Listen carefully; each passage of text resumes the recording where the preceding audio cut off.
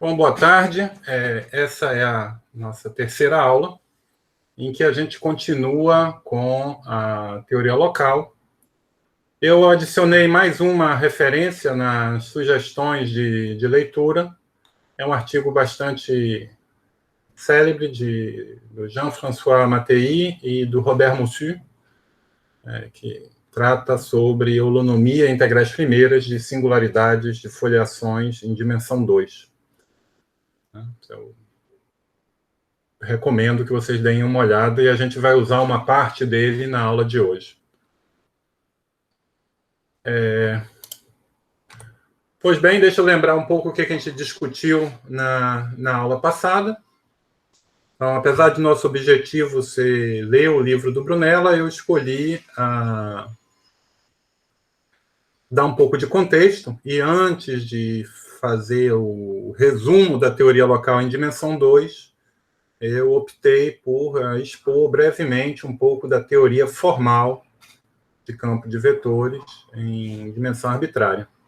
Então, o teorema principal da aula passada foi esse, né, que é uma versão para campo de vetores da forma normal de Jordan, da forma canônica de Jordan, se vocês quiserem, que diz que todo campo de vetores, formal ou não, em Cn0, se escreve de forma única como uma soma de dois campos, um campo semisimples e um campo nilpotente, que comutam entre eles. Essa é a chamada da decomposição de Jordan-Chevalier. É importante prestar atenção que, mesmo que o meu campo seja convergente, essa decomposição é apenas formal. O interesse dessa decomposição é que não é difícil provar, essencialmente segue da semissimplicidade, que para um campo semisimples existem coordenadas x1 até xn, geradores do ideal maximal, se você preferir, o anel de séries formais em n variáveis, tais que o campo adquire essa expressão particularmente simples. A gente diz que admite uma expressão diagonal. Então, seu campo vai ser simplesmente somatório de lambda i xi, onde os lambda i's são números complexos. Se a gente coloca esses autovalores, o lambda i são os autovalores do campo, né? Se a gente coloca esses autovalores numa lista, lambda 1, lambda n, e desenha esses autovalores no plano complexo, em C, aqui eu estou desenhando eles em C, é uma lista de n números complexos, né? Aqui não sei nem... E a gente distingue dois tipos de comportamento bastante distintos. Um é quando o zero, que está desenhado aqui, não faz parte do fecho convexo dos autovalores. Isso é o chamado domínio de Poincaré. Nessa situação, essa condição de nilpotência, essa condição de comutatividade, é bastante restritiva e vai implicar que Vn vai ser sempre polinomial. Quando eu coloco Vs em forma normal, coloco Vs diagonal. E um outro ponto importante é que pode, sim, existir algum autovalor igual a zero para esse operador, né? Que esse operador vai de campos formais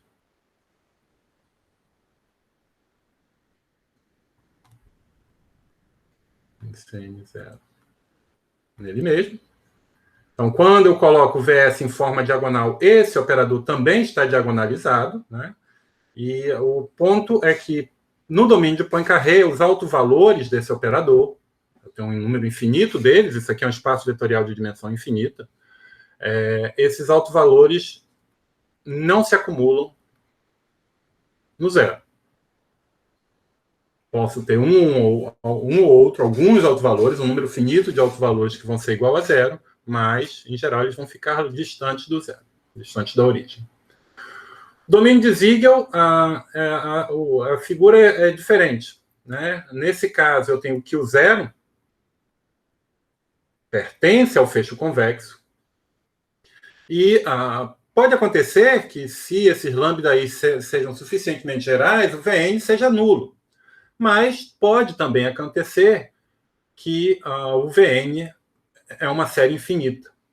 Então, essa condição de comutatividade, nessa situação, não é suficiente para garantir que a parte nilpotente vai ser finitamente determinada.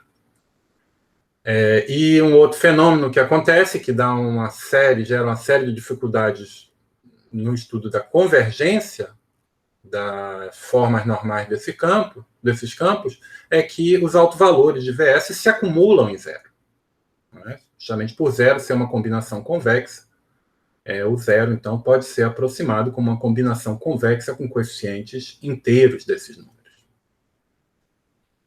Então, foi um pouco isso que a gente viu.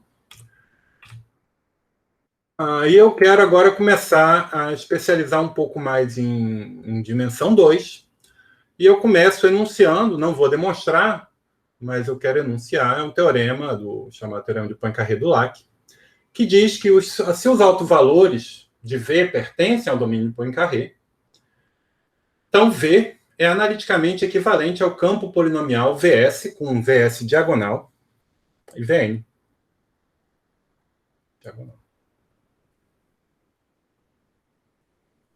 E para entender o porquê dessa convergência, sem entrar em detalhes da prova, é importante entender que o algoritmo de conjugação, que na verdade é uma conjugação que é construída jato a jato, passo a passo, ele envolve a inversão do operador Vs. Então temos que inverter esse operador Vs, que vai de campos formais, de campos em campos. Campos homogêneos. Vou inverter, vou fazer passo a passo. E aquela observação que eu fiz de que os autovalores não se acumulam na origem é a chave para entender por que esse algoritmo, né, essa normalização que você faz passo a passo, funciona na categoria analítica, vai convergir. Tá bom? Particular interesse para a gente é o caso de dimensão 2.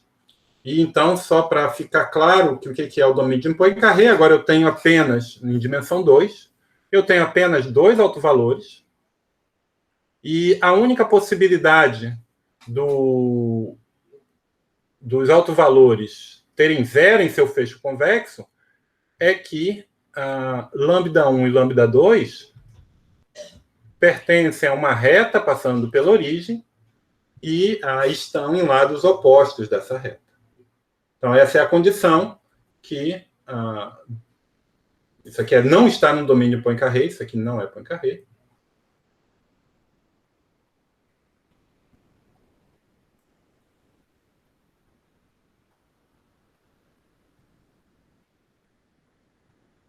Então, se está no domínio de Poincaré, é exatamente pedir que o quociente de autovalores não seja um número real negativo.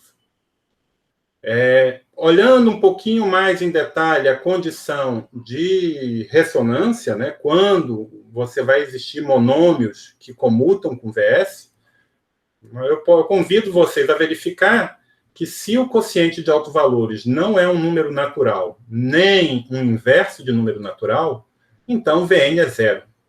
Então, de fato, nessa situação, o meu campo é analiticamente equivalente a um campo diagonal.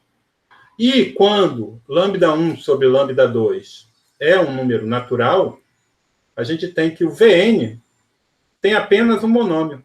E esse monômio é da forma yn de dx. É claro que, se eu colocar lambda 1 sobre lambda 2 igual a 1 sobre n, você vai ter uma coisa análoga, trocando os papéis de y e x nessa expressão. Uma coisa interessante é que segue dessa forma normal que quando λ1 e λ2 não são racionais positivos, eu tenho apenas duas separatrizes. Aqui sempre supondo que eu estou no domínio de Poincaré, né? Isso segue da forma normal e da integração explícita das equações diferenciais. Então, você vai ver duas separatrizes, né? E as outras soluções, elas vão se acumular em algum lugar. Não vão ser fechadas passando pelo zero. Já quando λ1 e λ2 é um racional positivo e Vn é igual a zero, tá certo? Nessa situação, se o n tiver em n, for natural, pode acontecer do Vn ser diferente de zero. Nessa situação, eu tenho infinitas separatrizes.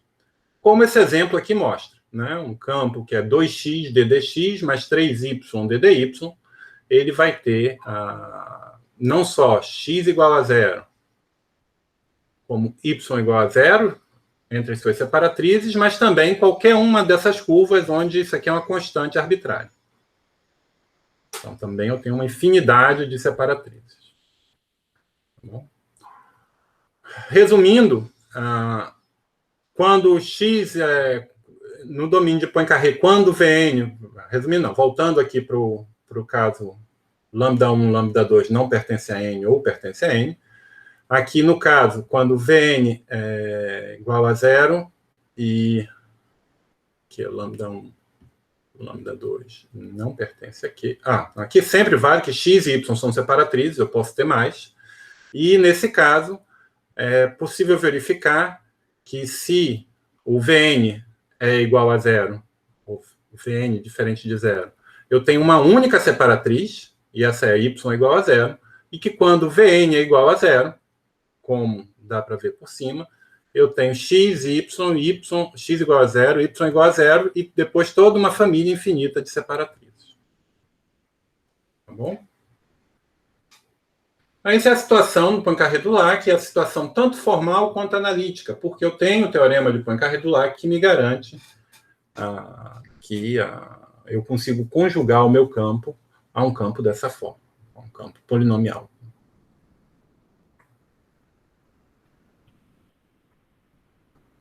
Domínio de Ziegler. Agora, aqui o problema é o seguinte, como a gente viu, quando eu olhar para esse, como eu observei, né, quando eu olhar para esse operador, indo de campos formais para campos formais, eu vou ter uma sequência de autovalores convergindo para zero.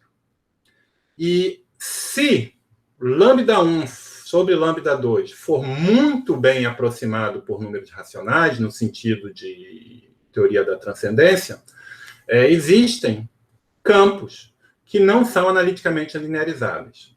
O fato de você ter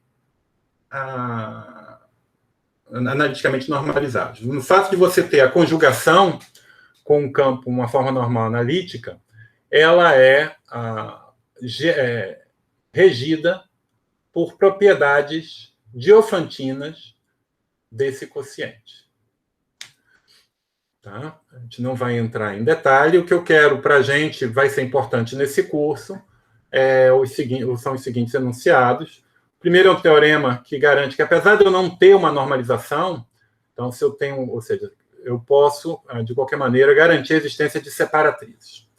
O teorema preciso é o seguinte: se eu tenho um campo em C2, com parte linear λ1 mais λ2, com λ1 sobre λ2 real estritamente negativo, então, ele possui exatamente duas separatrizes convergentes. E, além disso, são separatrizes que são duas curvas lisas se intersectando transversalmente. Existe um sistema de coordenadas onde as separatrizes são x igual a zero e y igual a zero. Tá bom?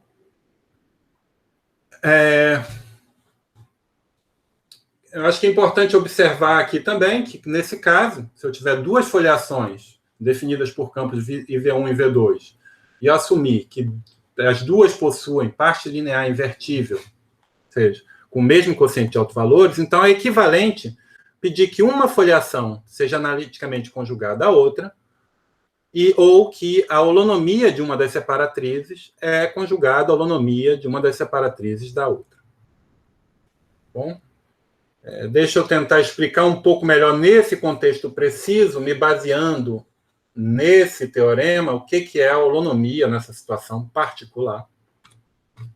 Então, isso aqui eu peguei emprestado, são trechos do artigo de Mattei Moussu, que eu coloquei lá no início. Tá?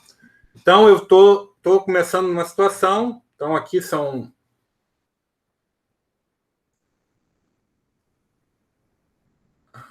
Aqui eu tenho uma singularidade com parte linear invertível. E aqui é com parte linear degenerada, mas não nilpotente. E aqui implícito, eu vou lembrar esse resultado no próximo slide, mas estão as formas normais analíticas. Ou seja, aquele resultado que eu enunciei no slide anterior, dizendo que eu posso assumir que eu tenho duas separatrizes, x igual a 0 e y igual a 0, nos dá que a foliação é definida por uma unforma com esse aspecto, onde a de xy é uma função holomorfa que se anula na origem. E o caso em que eu tenho um alto valor zero e um alto valor não zero, se eu olhar para a forma que define, é possível mostrar que ela adquire esse aspecto. Tá bom? Então, aqui essa figura que está no artigo do Mattei Moussu, esse plano é o y igual a zero. E ele quer considerar esse caminho gama. Então, esse y igual a zero é a folha que ele está chamando de L0. E ele quer considerar um caminho gama contido nessa folha. Então, ele escolheu o caminho que dá uma volta no zero, que é a singularidade da foliação, e começa no ponto 1. Então, está aqui o desenho do gama. Tá bom? Agora, o que ele quer fazer? Ele quer construir a holonomia. Então, como é que essa holonomia é construída? Talvez mais fácil do que definir é mostrar a construção. Então, ele vai procurar uma função gama, certo? Agora, de 0, 1 vezes C0, em 2. Nas notações dele, pega um θ e um ponto y, e vai considerar aspecto, vai ser gama, ele quer guardar na primeira coordenada esse caminho gama, e na segunda, um gama de θ. Isso aqui, o que ele está na notação dele é o gama barra. E qual é a propriedade? A propriedade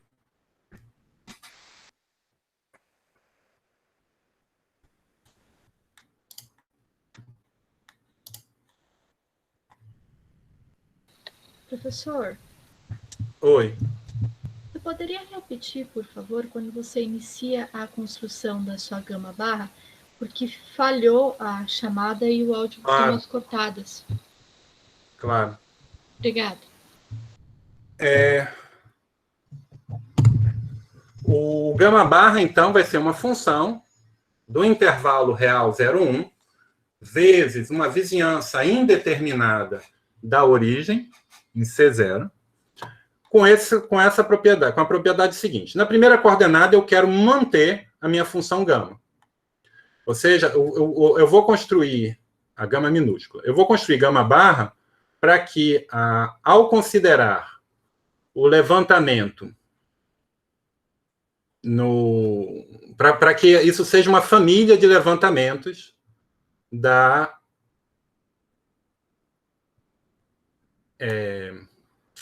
desse caminho gama. E o que eu quero? Eu quero que, para um valor fixado de y, se eu der um valor inicial de y, ou seja, começando em...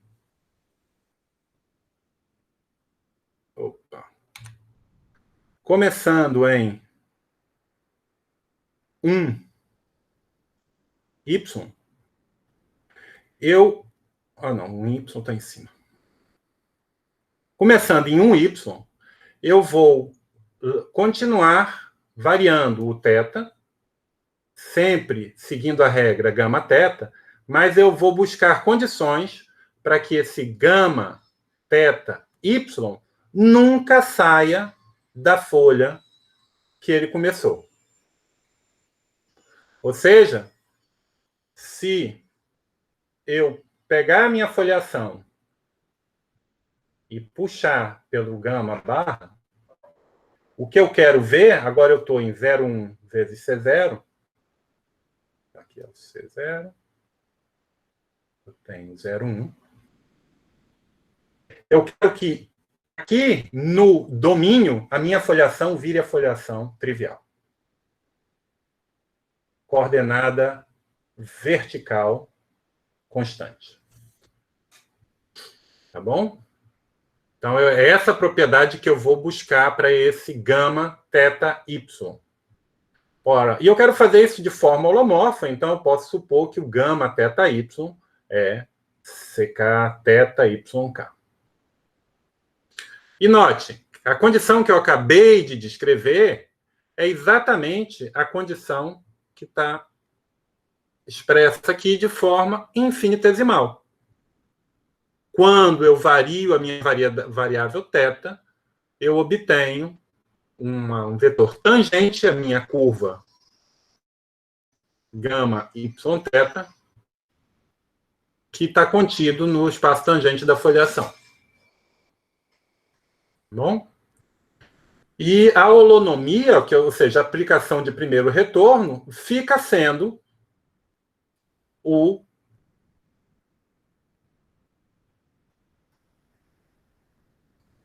tempo 1 desse γ.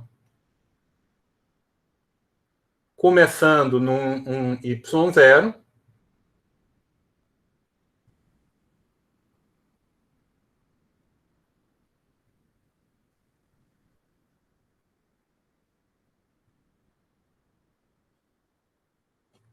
se eu começo com y, ou seja, se y vai ser γ 0, y, e a holonomia de y, ou seja, o retorno de y, vai ser justamente o γ1 desse mesmo y.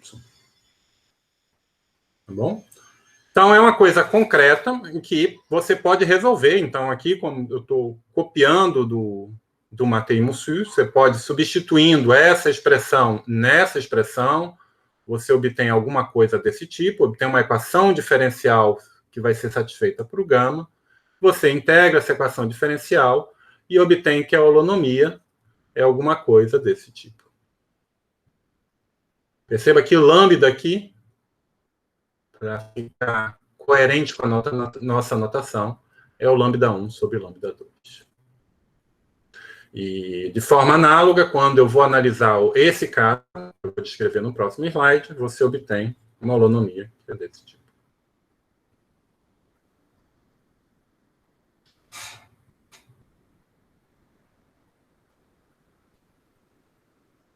Perguntas?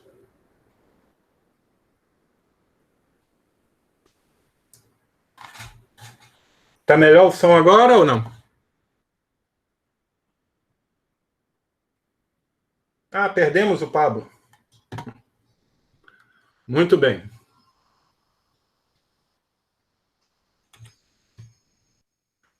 Bom, deixa eu falar um pouquinho mais da Celanol, que já estava sendo feita alusão a ela no slide anterior. É a situação em que o campo tem parte linear não nilpotente e um alto valor zero. Então, nesse caso, tem uma forma normal, você consegue escrever analiticamente o campo como algo desse tipo, e a situação é um pouco mais complicada do que nos casos anteriores. Então, nos casos anteriores, eu sempre tinha duas separatrizes, ou uma, quando aqui, e elas sempre eram convergentes. Aqui eu tenho a separatriz, chamada separatriz forte, que nessas coordenadas é y igual a 0, é a separatriz tangente ao alto valor não nulo. Então, está aqui o alto valor não nulo. Normalmente a gente denota alguma coisa assim. E a... ou talvez não, melhor. A gente normalmente faz... na outra direção. Não.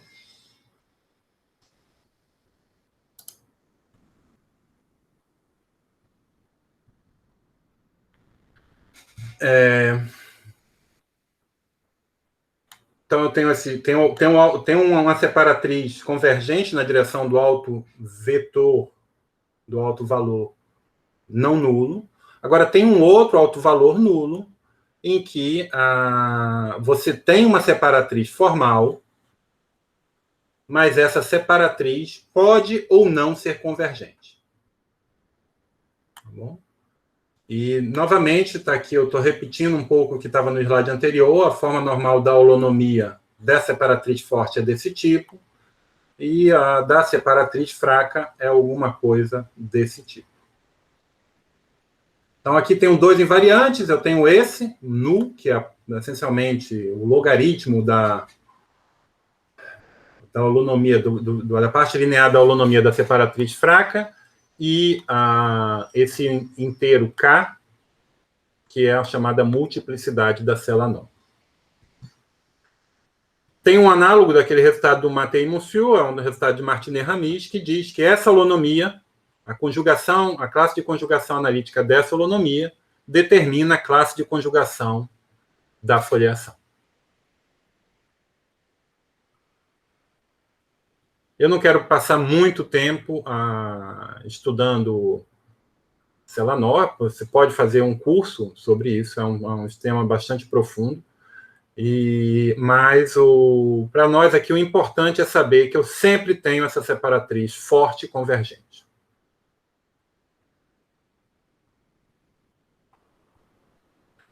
Então, a definição, isso é a definição de singularidade reduzida. Tá? Então, uma singularidade reduzida é quando a parte linear é não nilpotente e que o quociente, ou bem, tem um alto valor nulo e outro alto valor não nulo, ou bem, eu tenho dois autovalores diferentes de zero e tais que o quociente de um pelo outro não é racional positivo. Tá bom? Então, esse aqui, o que a gente está evitando, esse aqui é o caso, se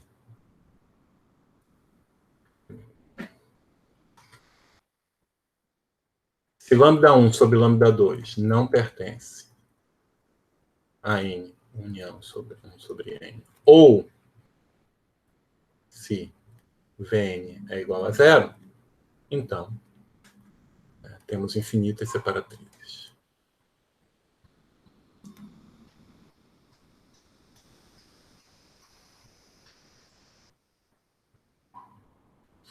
Então, a gente quer evitar essas infinidades de separatrizes com essa definição. E tem um teorema do Seidenberg que diz o seguinte, que dado qualquer ponto singular de uma foliação f em dimensão 2, existe uma sequência de blow-ups sobre P, tal que a foliação pullback possui apenas singularidades reduzidas.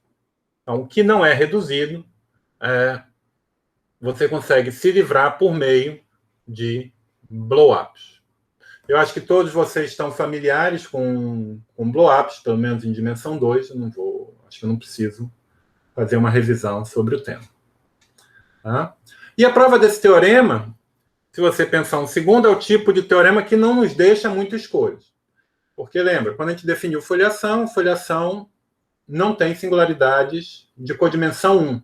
Como eu estou em dimensão 2, isso quer dizer que as singularidades são isoladas.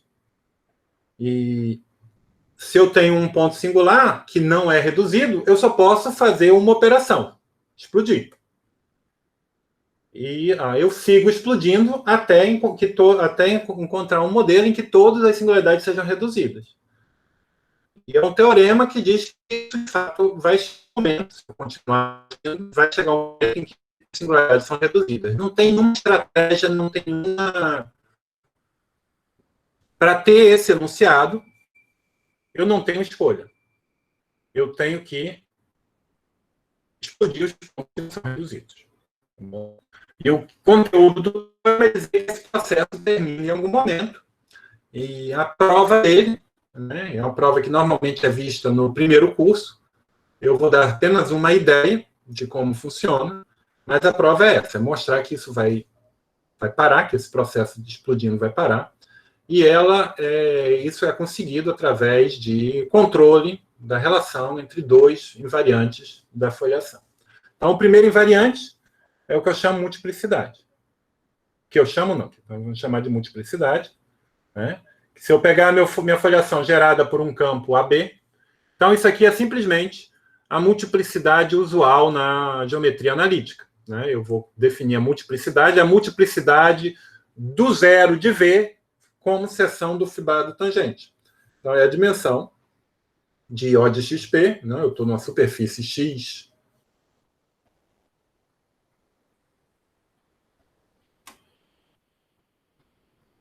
E o X podia ser C2, né? Não tem problema. E essa é uma foliação em X. Tá bom? Então, a multiplicidade é simplesmente a multiplicidade desse zero de V como seção do fibrado tangente, ou seja, é a dimensão do anel de funções locais em O de XP em P pelo ideal gerado pelos coeficientes do campo. Então, a multiplicidade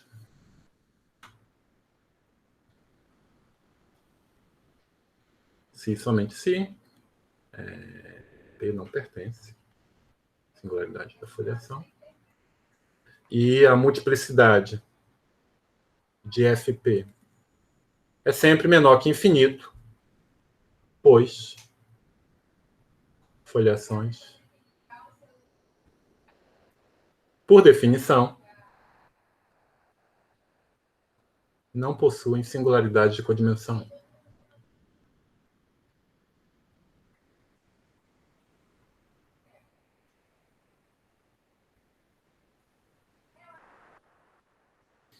Bom. Uma outra multiplicidade, que é psicologicamente agradável, mas que não joga um papel tão importante aqui, é o que se chama multiplicidade algébrica. Então, é simplesmente o maior K, tal que A e B pertencem à késima potência do ideal maximal. Então, se eu exprimir o V como uma soma de campos homogêneos, onde um campo tem grau K, se os coeficientes têm grau K,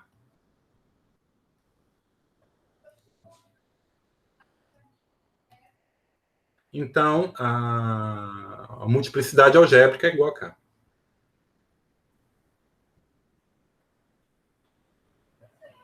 É só você olhar o primeiro jato não nulo e ver a ordem, ver o grau desse primeiro jato não nulo. E o invariante que vai aparecer diretamente na prova, mas que está muito próximo da multiplicidade algébrica, é o invariante L, que é a ordem de anulamento do pullback de uma forma definindo a foliação. Então, se a minha foliação é gerada por V igual a A ddx mais B ddy, então a forma pode ser tomada como sendo B dx menos A dy.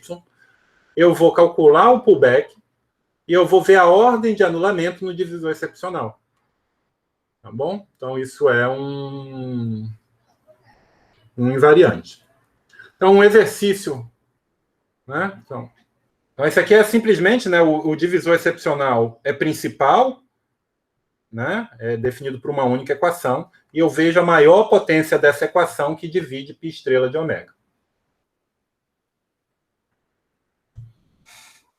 Então, vamos chamar essa multiplicidade algébrica aqui de M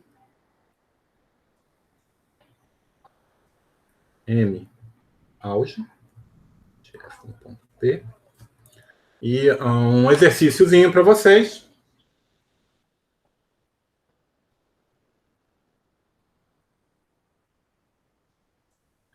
eu vou ter que... vou tomar seja F C2,0 gerada por ômega.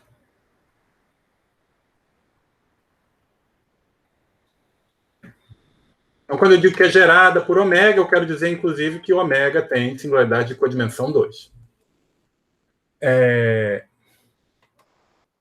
Então, a multiplicidade algébrica... Não, desculpa. Deixa eu escrever diferente. L de F no ponto P vai ser igual a multiplicidade algébrica de F no ponto P, se é invariante,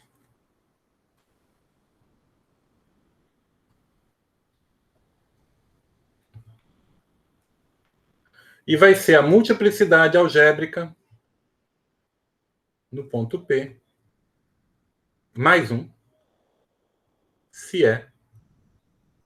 não é invariante por π estrela de F.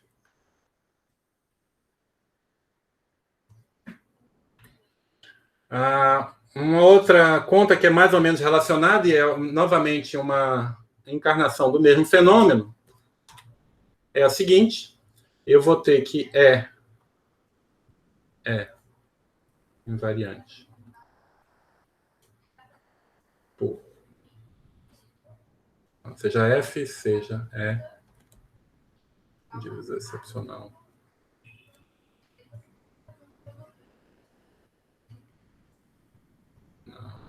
do blow-up.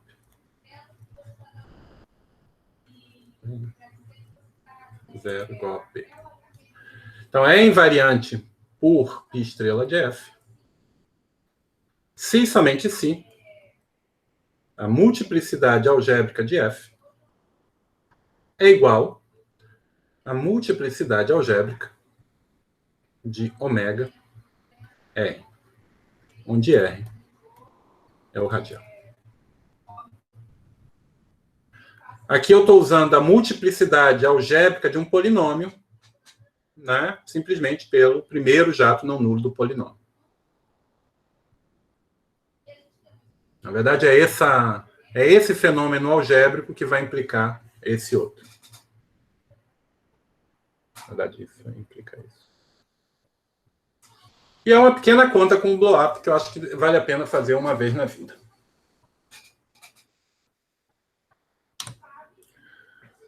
Tá bom? Bom, e a prova do teorema de Seidenberg, como eu falei, não tem muita escolha, a gente tem que explodir. Explodir e torcer para que as coisas melhorem. E ela é baseada na seguinte fórmula de Van de Essen, que a gente vai demonstrar mais para frente no curso, mas por enquanto vamos simplesmente acreditar nela. E ela funciona da seguinte maneira: pega uma superfície X com uma foliação F e P um ponto das singularidades de F. Tá bom? Então eu posso considerar o blow-up de X nesse ponto, e eu posso marcar aqui no divisor excepcional as singularidades da foliação π estrela de F.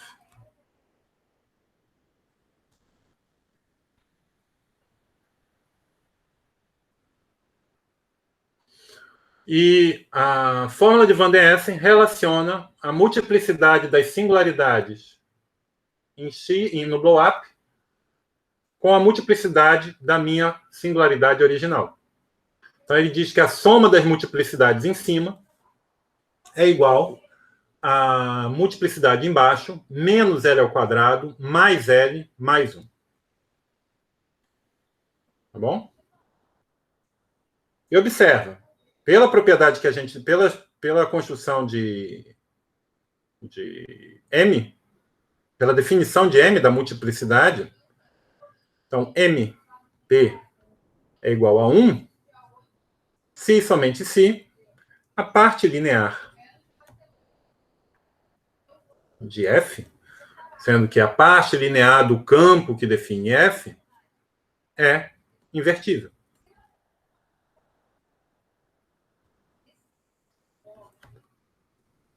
Se não é esse o caso, a gente vê que MP é estritamente maior do que 1.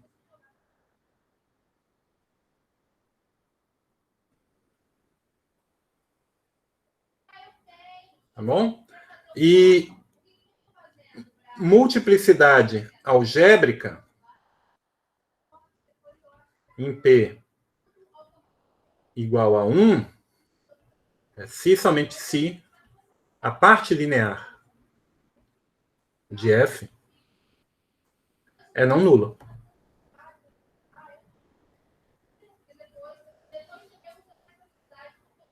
E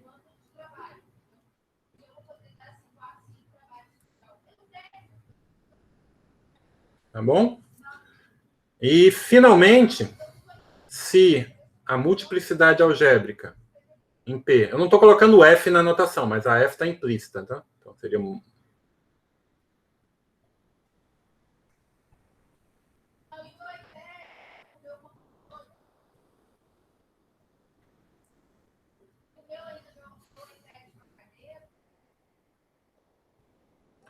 então, aqui é multiplicidade algébrica de F no ponto P é igual a 1 e L de F no ponto P maior ou igual que 1, se somente se a parte linear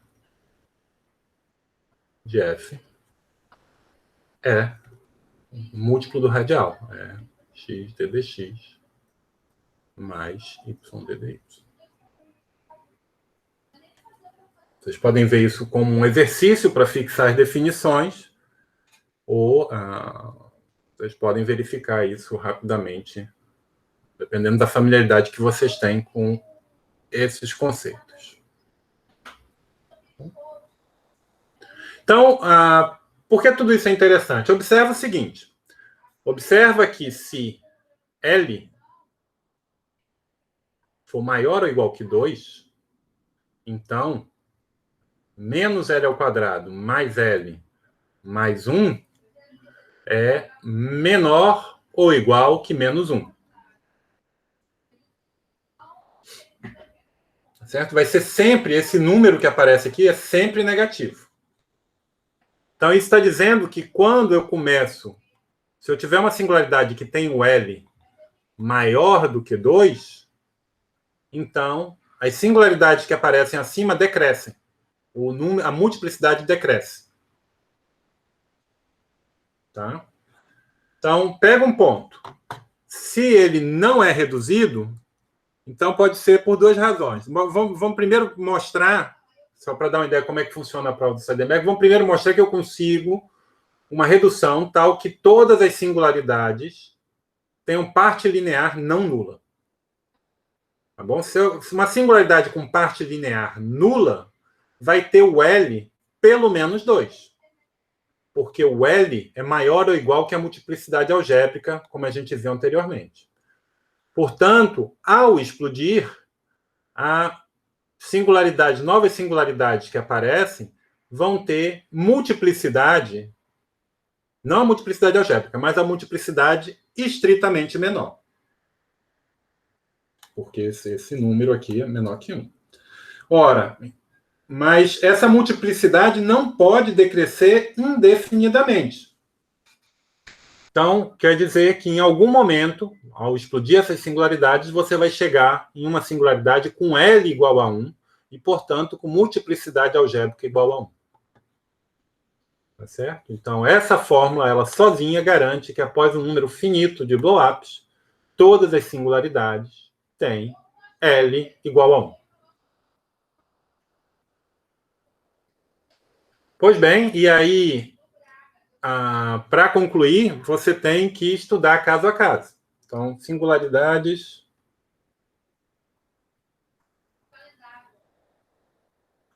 com L igual a 1 e não reduzidas.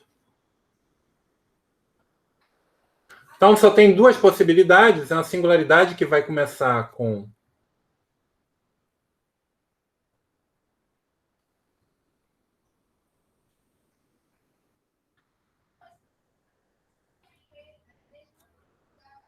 λ1 vezes λ2 diferente de zero e λ1 sobre λ2 em Q+. Ou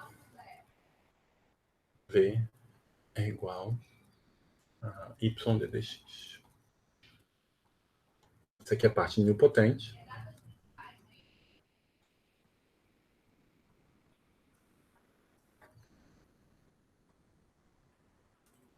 E essa aqui é... Bom. Tá bom? Então, a gente tem que mostrar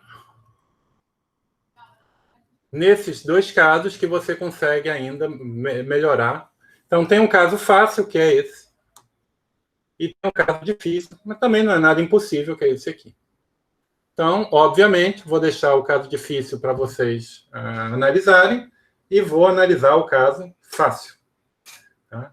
O caso difícil está explicado no Brunella, mas ele faz uma narração da conta, ele não faz a conta, ele só diz como a conta funciona.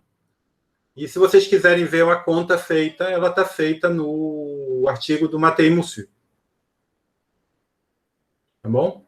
Então, mas vamos ver esse caso, porque ele é bonitinho e tem a ver com o algoritmo de Euclides. Tá? Então, se eu estou com λ1 sobre λ2 pertencente a Q positivo, eu posso escrever λ1 sobre λ2 é igual a P sobre Q com P e Q primos entre si. Tá bom? Então, vou escrever px. Vou escrever como forma, porque é mais fácil de fazer as contas. Q, y, dx. Tá? Então, escrevendo, a minha folhação é dada por essa forma aqui. Então, o que eu tenho que fazer é ver o que acontece quando eu faço o blow-up. Então, vou desenhar aqui o divisor excepcional.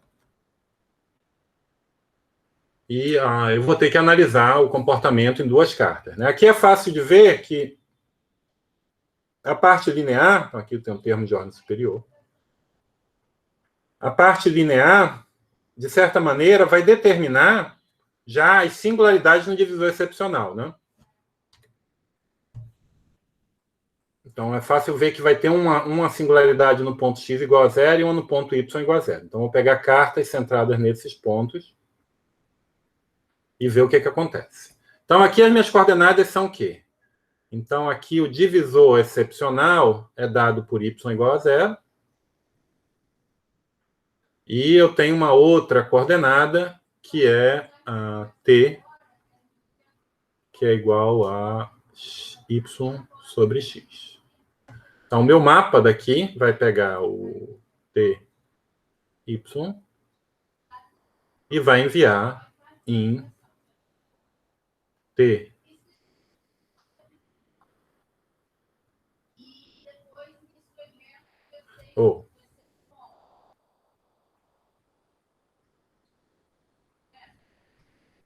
Então, aqui eu vou... não, vou pegar... Como é que é? Aqui as coordenadas, acho que é xt, né? Eu vou mandar para x, tx.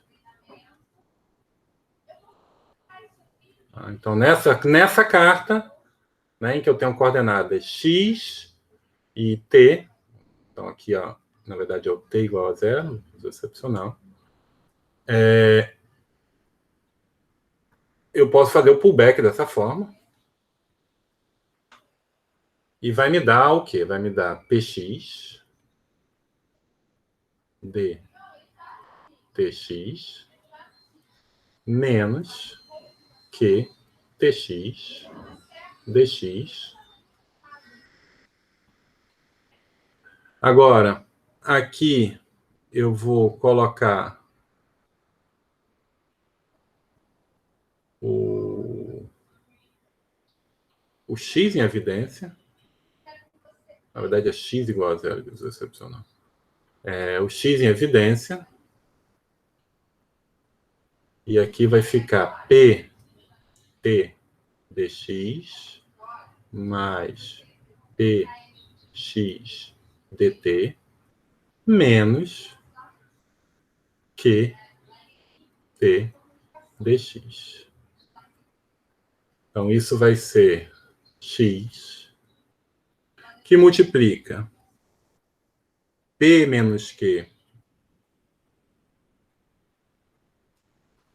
p menos q t dx, mais px dt.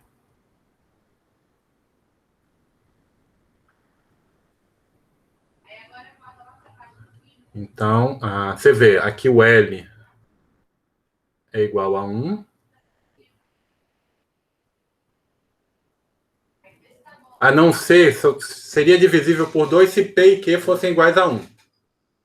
Né? Se P e Q forem... Bom, se L é igual a 1, se P diferente de Q.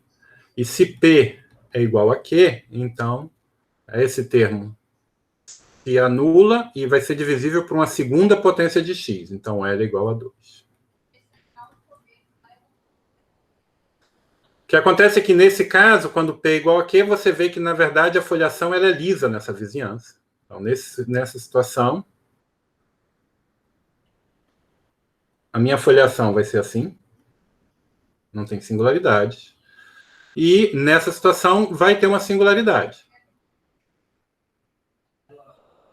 Agora, essa singularidade, olha, aqui antes era P e Q, os autovalores.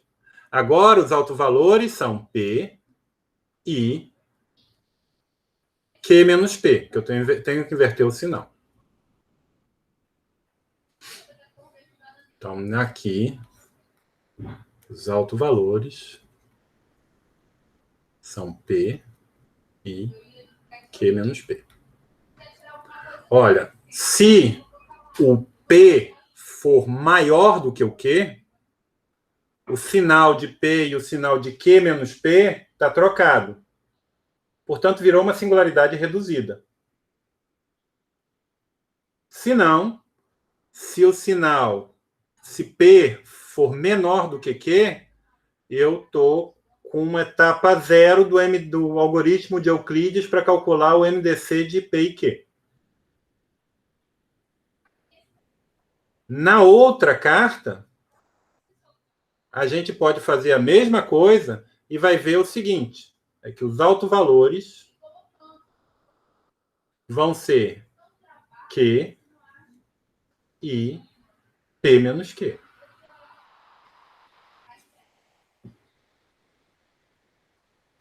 Então, você vê, o resultado é que, se eu começo com uma não reduzida, tem duas possibilidades. Ou bem P é igual a Q, e aí eu faço um blow-up. Então, a figura P igual a Q é um radial. No caso, Vn igual a zero. Eu faço um blow-up, e aí o que acontece é que eu vou ter o divisor excepcional, não invariante, e a minha foliação lisa. No caso em que Vn é diferente de zero, eu vou ter uma singularidade com uma única separatriz.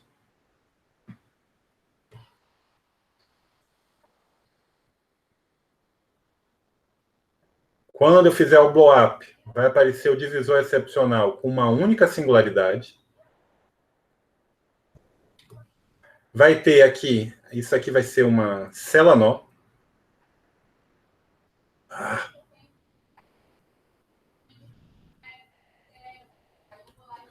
E o divisor excepcional é a separatriz fraca.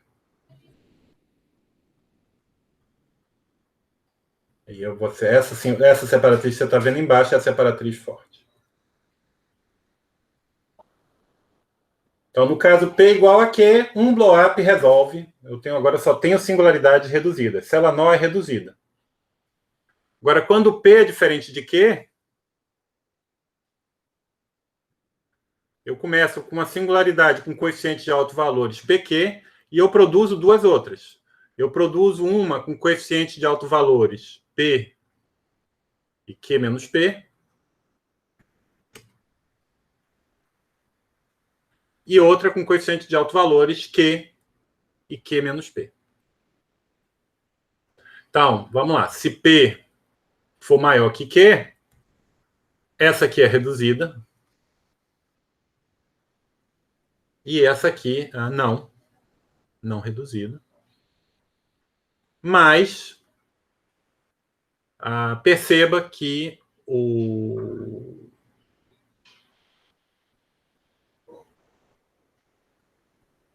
Opa. A segunda não é P menos Q? É P menos Q.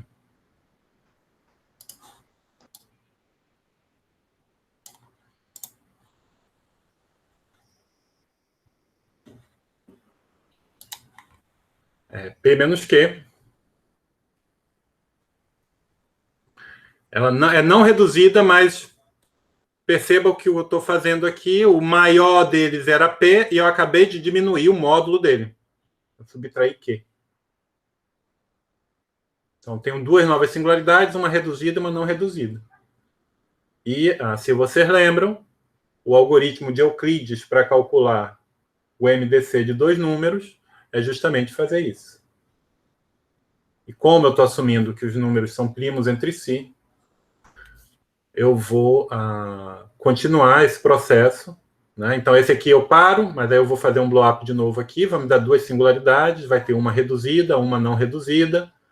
Eu continuo com a não reduzida, eu continuo a fazer o processo, mas em cada momento, o termo, o par entre os autovalores com maior norma vai ser diminuído, e em algum momento eu vou chegar na situação 1, P e Q igual a 1, o que me dá essa situação aqui. Ou essa. Tá bom? Então, isso é uma ideia de como funciona essa parte do teorema de Seidenberg. E, como eu falei, o caso talvez mais delicado é o caso em que a parte linear é nilpotente, porque, essencialmente, a dificuldade é que quando você faz um blow-up só, você não vê a situação melhorar. Aqui a gente viu, né? Porque a norma de P diminuiu, a norma do maior dos altos valores diminuiu.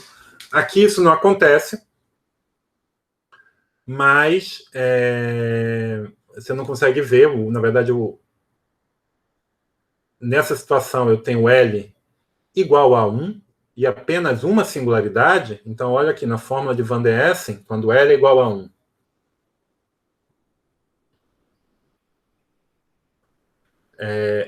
Esse número aqui é menos 2, mais 1, mais 1. Então, isso aqui é 0. Como eu tenho a parte linear nilpotente, só tem um autovetor não nulo, só tem um autovetor, é fácil ver que no divisor excepcional vai aparecer uma única singularidade e vai ser uma singularidade que vai ter a mesma multiplicidade que a anterior. Então, parece que a situação não melhorou, parece que continua igual, mas, de fato, melhora, porque um novo blow-up vai tornar a situação mais interessante. Tá certo? Porque o ponto todo é que ela vai, depois de um ou dois blow-ups, ela deixa de ser nilpotente. Com a parte nilpotente não zero, a parte linear não nula, passa a ter parte linear nula. E aí a situação melhora. Tá bom? Um pouco isso. É isso que eu queria fazer a revisão do capítulo 2, desse primeiro capítulo, Teoria Local do Brunello.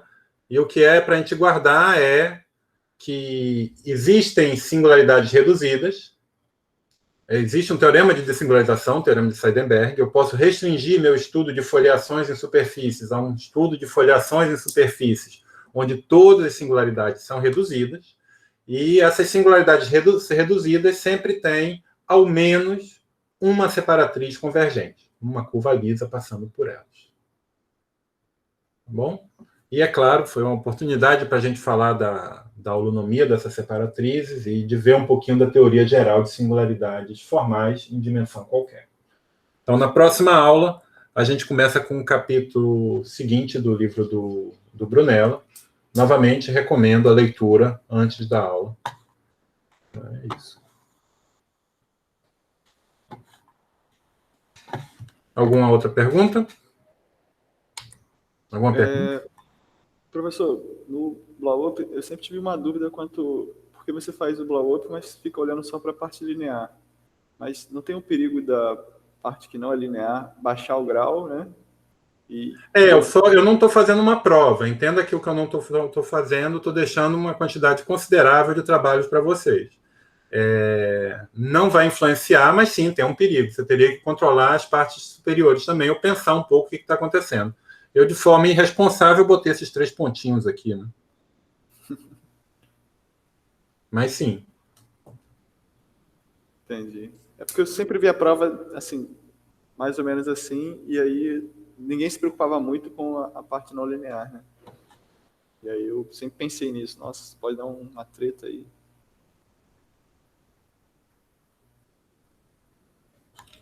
Eu não consegui construir uns argumentos bons para controlar elas. Deixa eu interromper a gravação.